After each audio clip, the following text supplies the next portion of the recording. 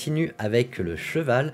Donc si vous êtes cheval, vous êtes forcément né une année, par exemple en 1930, 1942, etc., etc. Je vous ai mis tout ça à l'écran.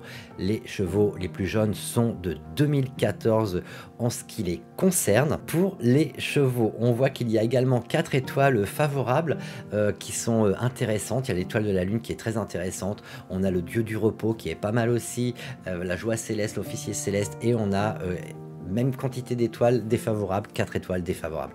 Qu'est-ce que ça veut dire exactement pour vous? Sur quoi allez-vous pouvoir vous reposer cette année? De l'intelligence à nouveau avec l'étoile de la lune et des idées pour entreprendre. Donc ça, c'est vraiment pas mal. Vous aurez donc de bonnes capacités également pour apprendre de nouvelles choses, pour apprendre de nouvelles compétences. Donc surtout, foncez si vous avez l'occasion d'apprendre de nouvelles choses. N'hésitez surtout pas, c'est une année pour le faire. Vous allez pouvoir apprendre beaucoup plus facilement parce que vous aurez un petit bonus en termes d'intelligence. Le dieu du repos, il est très intéressant également parce qu'en fait, il vous donne un sentiment de bien-être. Donc ça, c'est vraiment une très bonne chose. Et il vous permet également de récupérer rapidement si vous deviez tomber malade. Donc vous voyez que les choses sont plutôt pas mal. La joie céleste, elle, permet des rencontres pour les célibataires par exemple. Donc si on a des chevaux célibataires parmi nous, vous pouvez vous réjouir, vous pourriez cette année trouver l'âme sœur. Et vous avez en tous les cas avec cette joie céleste également des relations plutôt harmonieuses. Donc voilà. Ça, c'est vraiment très intéressant. La dernière chose avec l'officier céleste ici, c'est que ça vous apporte également une bonne réputation et surtout pour ceux qui sont dans les affaires. Donc ça, c'est intéressant également à voir. Qu'est-ce qui pourrait vous freiner cette année? Qu'est-ce qui pourrait être un véritable obstacle à votre réussite pour que cette année soit une belle année pour vous?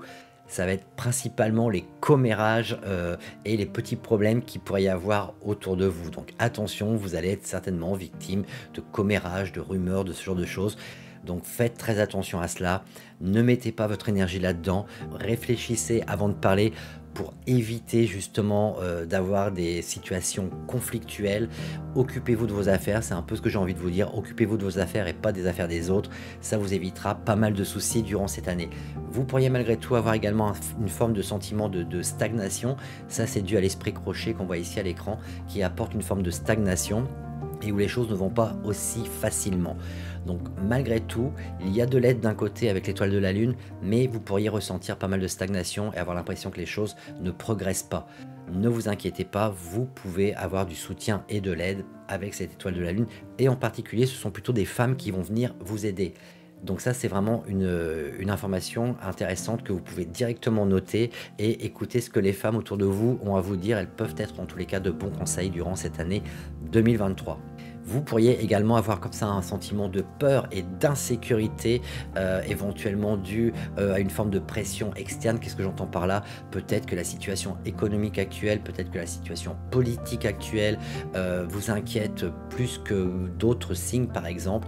Et là, il va falloir un peu essayer de travailler sur vous à ce niveau-là pour ne pas, j'ai envie de dire, mettre en danger votre bien-être ou votre stabilité émotionnelle.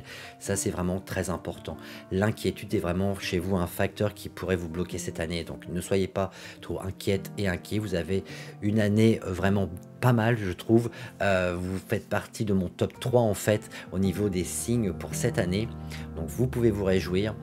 Après le lièvre, le cheval est quand même un très bon signe cette année. Et le troisième...